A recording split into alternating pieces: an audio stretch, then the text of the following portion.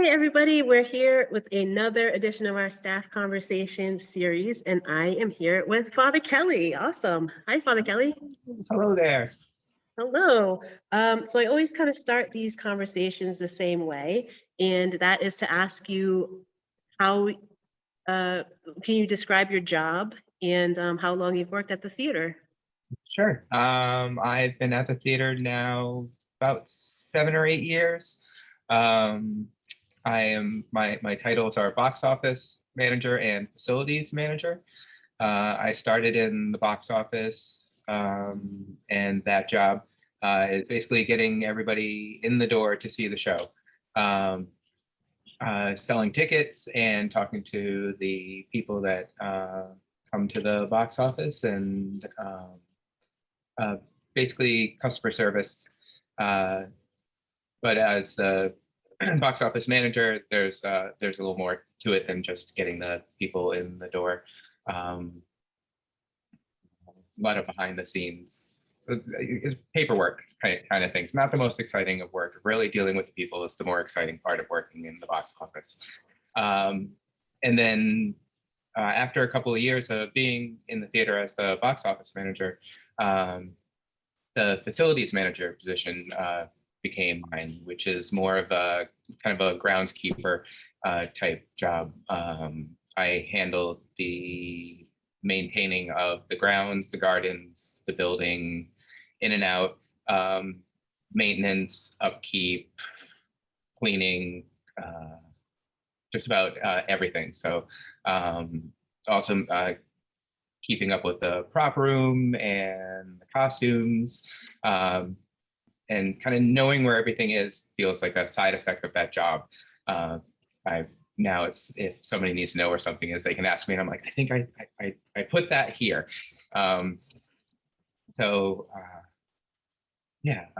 It's the job's evolved a lot because the theater has expanded and grown. When I first started in facilities, there was a lot more inside work, and then as we expanded our gardens and built the patio, more and more focus became outside working in the gardens, which I love. I had been doing gardening as side work before I started at the theater. There's few places I'm happier than like down in the dirt and dealing with the flowers and all that.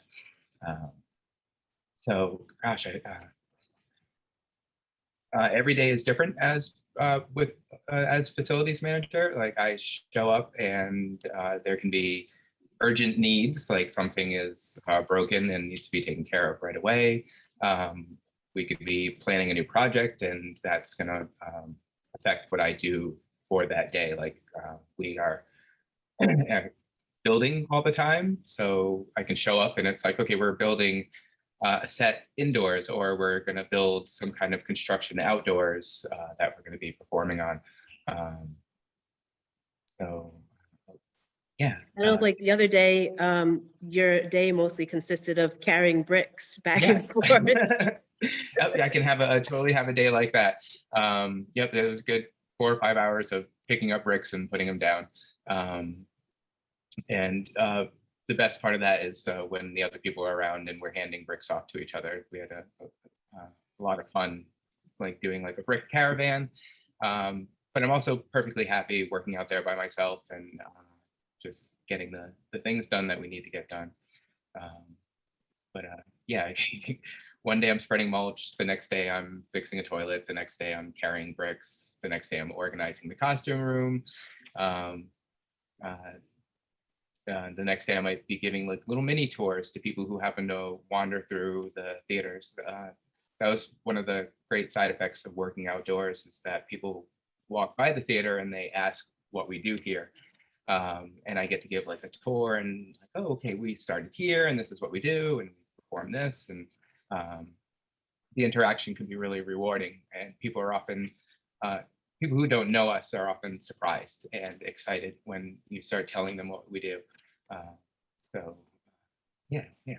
Yeah, like what you do is so essential to the theater. And that's part of why I like to have these conversations, is so that people in the public can kind of see what it takes and what's involved in keeping a theater running. And it's really interesting too, the evolution of the theater and the jobs that people have had within the theater. And essentially the it's you kind of have to be a jack of all trades and wear a lot of hats in order to keep Yes. the theater functioning. And so it's like you're in charge of like the physical space, and also you're like totally our ambassador. And like, you know, at any point if someone comes to the theater, you're probably going to be the first person that they see. So it's an important job, and it's we're lucky to have you doing it. And as a, I guess you brought up working in the gardens, and that's become such a big part of, I would say, like half of, at least half the year, probably more than half the year now, since we have the patio. And it's such a draw, and people love to see the gardens. So can you talk about how you do you go about, like, do you design the gardens? Like, how do you decide what plants to go in there, and how much time, like, in a week do you spend out there? Oh, this time of year, I'll spend pretty much every warm, sunny moment, or at least, temperate. It doesn't have to be perfect weather for me to be out there, but it's nice when it's a little warmer. I wasn't out there in the snow today, but so the gardens were they were not originally designed by me. Um, I'm ashamed to say that I can't think of the name of the person who originally designed the gardens. Chris would be a perfect person to ask that. Chris had a hand in the design of the gardens, I'm sure. And we discuss a lot about what plants we want where. Um, uh, Gosh, a lot of our plants come back every year. So we're dealing with a lot of design that happened years and years and years ago, and we've maintained and kind of adjusted as time goes on. Like as we see some plants do well here, maybe we need to move them over here. Our daisies are growing so much that we have to keep splitting them and breaking them up and putting them in different places. And then we've put in lots and lots and lots of bulbs. We think about how we want flowers blooming all through the spring and summer. So we try to plan with which flowers will bloom in May, and then June, and then July, and then August, and make sure we have something constantly happening in the gardens. And people love it, absolutely love it. While working out there, I've talked to plenty of people who very purposefully walk by the theater as part of their like outdoor constitutional, and because they want to see the gardens. One of the first years we had the gardens, we had these amazing sunflowers, and it was pretty much constant. People were like taking selfies with the sunflowers along the edge of the theater. And then after that, we had one or two really amazing years with those, and then the daffodils really kind of took over. So now in the spring, you see the daffodils come up, and it's just this path just leading you into the back towards the patio where more things are starting to bloom, more color back there. The tulips are just starting to open up now, which is very exciting. So I will be out there pretty much every day, whether it's like the spring cleanup is a big project. You got to get rid of everything and make it look neat. And we remulch this year, so that's a big project, getting the mulch down. And now it's just a matter of just keeping an eye on things. Like one of the first things I do when I get to work is I walk through the garden. One of the people I learned from said that that's the first thing you should do on any gardening job is walk through the gardens and see how everything is doing. It's nice. You get there and you're like, this flower's doing, and, oh, I better get over here and dig this up and move this over here. So most of my focus will be garden unless we have a project coming up that I need to address. Like we had to move all those bricks, so I couldn't. The garden will wait till the next time I'm there because we had to get that done first. My focus is more maintenance and making sure the gardens are healthy and doing well. I like design, but I'm more than happy to give the design over to somebody else and try to make their vision even more beautiful and keep everything happy and healthy. Well, you do a great job because it's like such a part of what makes the CTC feel like a community hub and makes people feel welcome. I love the fact that you don't necessarily have to be coming to a show here to want to come and spend time here. Oh, And absolutely. people come and sit on the patio and they come enjoy the flowers and they just walk by, and that's really great. It's a really nice connection point to the community. So thanks for maintaining that. Oh, I'm very, very happy to do it. It's something that brings me joy when I'm doing it. So I'm lucky to have a job where I get that much positive return. Yeah, absolutely. I wonder, what is your like favorite part of your work? Is it working in the gardens or is it a variety? I think it's this almost a surprise every day of what I'm going to do. Definitely some jobs are more rewarding than others, and I would prefer to be in the garden than pretty much anything else. But I like showing up and finding out there's going to be, somebody's using the space. We're going to have an event here at 6 o'clock. We need to build a small stage and make sure all the lights are focused in the right place. And that kind of excitement of getting everything done in time, like pre-show kind of excitement. It's like, okay, we haven't, like 7 o'clock, the show's got to go on, and we still have to fix this thing. That can be really rewarding and exciting to pull it off. So it's kind of hard to decide what my favorite part of the job is because they're all rewarding in different ways. I've met some really amazing people in the community that every time they walk through the door, it's like, this is why I came into work today. This couple came in and it just made my day, and that was worth it right there. But 5 hours of mulching in the sun, also completely rewarding. So yeah, it's a tough one because it's such an interesting job and it changes so much all the time. I think that's what you find like with so many of the people that work here is like it's definitely a passion for all of us, and so every aspect of it, it's not easy by any stretch, but it's definitely something that we all love, pretty much every aspect of it. So it's it's its own reward, really working for the theater, I think. Oh, absolutely. You also have acted in things. Yep. And most recently it was in 2019, was it? I think so. Yeah, I think so. What was that like? Have you acted in many things before? Uh, not. I mean, since I've been at the theater, I have acted pretty regularly.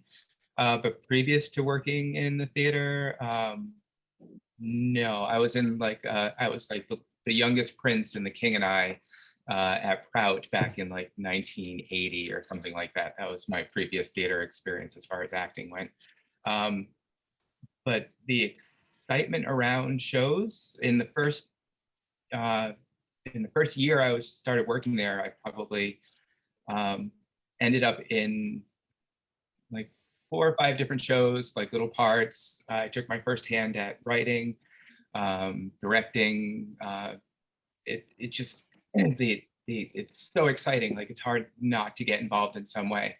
And I like acting, and each show that I've done, I've learned from, and I think that I've gotten better as an actor. Not that I'm still very much in my infancy stage as far as learning how to act. But we did Wonder of the World in 2019, and that was super rewarding. I was trying a new way of learning my lines that I hadn't done before, and sorry, I'm getting excited. Yeah, it's great. And I feel like I was able to get more into the character that I was playing. Like it just felt easier, and the cast was wonderful. They were just a beautiful bunch of people, and I feel like we all really connected really well, and they made it easy to act with them. So yeah, it's I don't know. I guess it's hard to talk about myself as a person who acts. I can't even use the word actor. It feels like I'm faking it a little bit. Me too. Um, 2019 was also probably the biggest role that I played. And a lot of the small roles that I played have been super fun. I've been either killed or a dead body, I think 4 times, which is always fun. One of my favorite things I did was I was a dead body that was rolled out during a Christmas Carol on a stretcher with a sheet under me, and I had to stay completely still while Jenny Collins blasted her trumpet at me. Whoa. And it was so great to be under, like, I'm like, everybody is staring at me right now and they can't see me because I'm under the sheet. I'm trying to take these really shallow breaths and there's this crazy trumpet happening. And it was all of like 2 minutes of being on stage, but I had so much fun every time I did it. Even those little roles were great, and I've really enjoyed those tiny things. But I really enjoyed the challenge of the bigger role in Wonder of the World, and playing along such wonderful people. I miss the characters when they're over. There's been a few where I've been genuinely sad that I'm not going to be that person anymore. And that was one of them where I was like, oh, I'm not going to be Glenn. I'll miss him. Yeah, that's like part of the agony and the ecstasy of acting is like you build this whole world, you build these relationships, even amongst the cast, you become this tight unit. And then after a matter of weeks, it's all over. Yeah. It is something to deal with, but I'm like glad that you had such a great experience with that cast. It was a great group of people. It was a really, really funny show. So I hope everybody got a chance to see Wonder of the World in 2019. That was really fun. Absolutely. It was one of those shows where if you weren't on stage, you were backstage, like up against the wall listening or peeking through the cracks, because we all enjoyed it so much. Yeah, that's great. It's tough when you can't watch the shows that you love because you're in it. Like I want somebody to fill in my role one night just so I can sit in the audience and watch everybody else perform. Yeah, I often hear people describe shows that I've been in, and I think, well, that was in that show? Like, I didn't know. I had no idea. I was in the back changing. Yeah. You also have a really extensive knowledge of music, and you host a radio show. So do you want to talk about that? Sure. I've been a radio DJ now for it'll be 22 years in August. This is where my little beep beep. According to Rolling Stone magazine, I am the longest running electronic DJ in the United States, as far as radio goes. Yeah. There's another guy in New York who's like 6 months behind me. He's got me beat though, because he's never missed a week. And I've missed weeks here and there. So he's done more shows, but I started just a little bit before him. But I play electronic music of all varieties. Really, it's with electronic, it's such a vague genre that I can get away with playing most anything and call it electronic music. You can tune in one week and it sounds like I'm playing classical. You tune in the next week, it's digital hardcore, which just makes you want to, like, unless you like it, you just want to turn it off as quickly as possible. To like soulful house from like the 80s that came out of Chicago and San Francisco, to weird British grindy sounds that are happening now. I started listening myself in, I guess in high school. I found Underworld was the first group I really tuned into, and these amazing weird songs that went on for like 14 minutes. I just fell in love with it, and then just expanded from there and there and there, and eventually started at the radio station. As far as music goes, I managed a record store for about 15 years.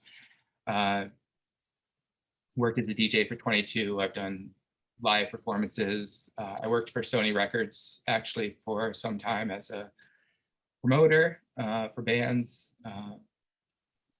What else have I done?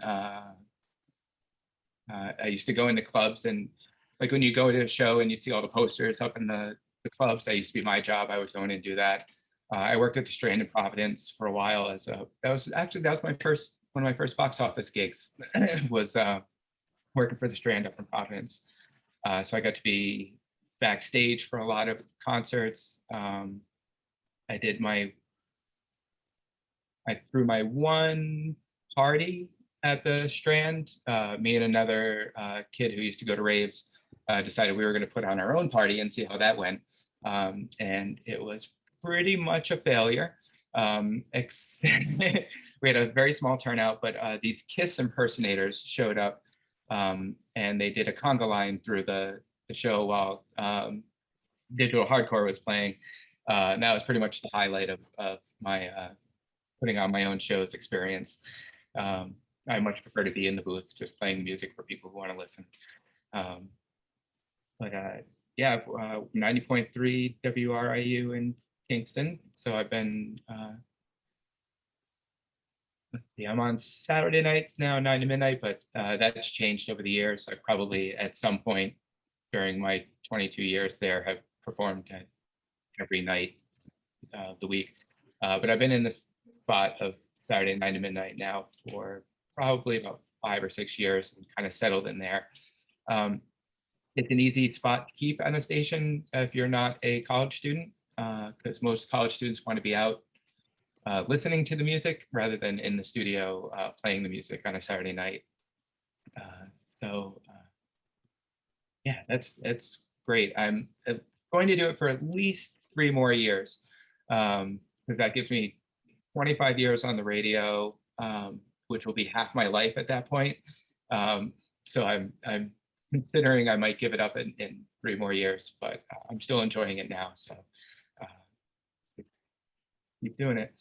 Yeah, that's great. Like, there's so many different varied like backgrounds and like interests of the people that work at the theater, and I find that just so interesting that's like been a constant, like pretty much ever since I've known you, is that you have that radio show going. So it's great to hear about it. I also wanted to ask you about your name, Father Kelley, and if you can illuminate our public about where that name came about. Oh, okay. Father Kelley was originated as a scorekeeper for Maestro. Soon after I started working here, I became the regular scorekeeper for Maestro, and each week would wear a different costume or something out of the costume shop, or take on a different persona, and certain characters started to repeat. And Father Kelley, because I had a priest collar and such, was a character we like to bring back. I faked a horrible Irish accent. As hard as I tried, the only word I could say that sounded legitimate was Ireland. So he was a fun character to play because I was keeping score, but occasionally there would be scenes that would border on blasphemous, and I would get to come in and like chastise the people for doing such things. So it became part of the repertoire. And then I got cast in a show as a priest. I think partially because I already had the collar, and it was ready to go. And the character was just a priest. It was The Allegory of the Well, I believe was the show. So one day we're sitting in rehearsal, and I'm in costume. And this was a time when we used to actually rent the theater as a space to a local church, and they would use it once a week for their meetings or whatever it was. And the minister of the church is somebody I knew, I've known for years.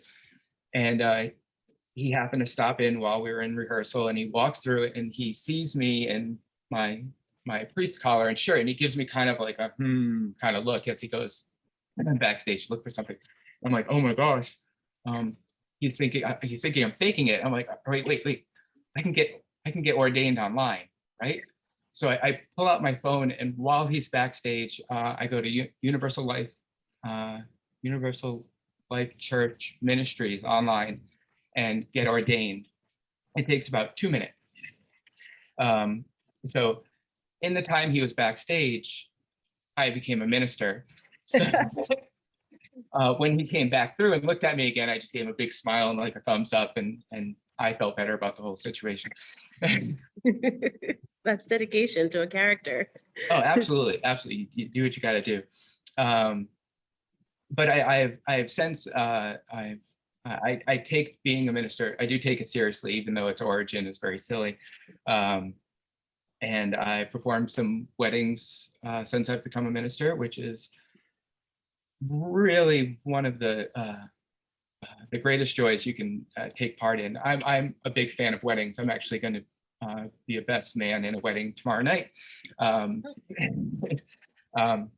But I love the union and the joining of two people and their whole circles of family and friends, and it's a beautiful thing. I love weddings completely. I love being part of them, going to them, and performing them. So I was actually lucky enough to be the one who performed Chris and Maggie's wedding. Ryan Hardigan and Meg, I performed their wedding. And just the joy of being part of that is top 10 list of like all the things I do in my life. So then it kind of caught on around the theater, and everybody just started calling me Father Kelley, which I have gone through so many names. It was just the next name to take on. And I like it. It's funny, people will be like, would you prefer I call you something else? And I'm like, as long as we're at the theater, Father Kelley is what I prefer, unless you're uncomfortable with it. Like there's some people who have been like, oh, you're not a priest, and I'm like, oh no, I'm a minister, but I can use the honorific father. Everything's totally legit and above board, but I never try to present myself as anything other than what I actually am. Like I wouldn't pretend to be like a Catholic priest or anything like that. I play one on stage, sure, not a problem, but out in the world. So as long as people are comfortable calling me Father Kelley around the theater, then that's what I prefer. And it's very strange to be at the theater and have somebody say Brendan. I'm usually somebody here is named Brendan. Wow, that's my name. Oh, they're talking. Oh, me. All right, okay. Yeah, it's. I did a story on Maine a million years ago, and went through all the different names that I had over the course of my year and over the course of my life. And every time I would take a "Hello, my name is" sticker with the different name on and just add it onto the stack. And I ended with Father Kelley because that was the final title I've received. Yeah, well, that's great. I love hearing that story, and I think it's like become a legend sort of at the theater, and like different people will say different ways that you began being called Father Kelley, and now we've heard it from the source. This is the definitive story of how you got that name. But if any of the other legends are more exciting or interesting, I'm willing to take that on and adapt to that. Absolutely.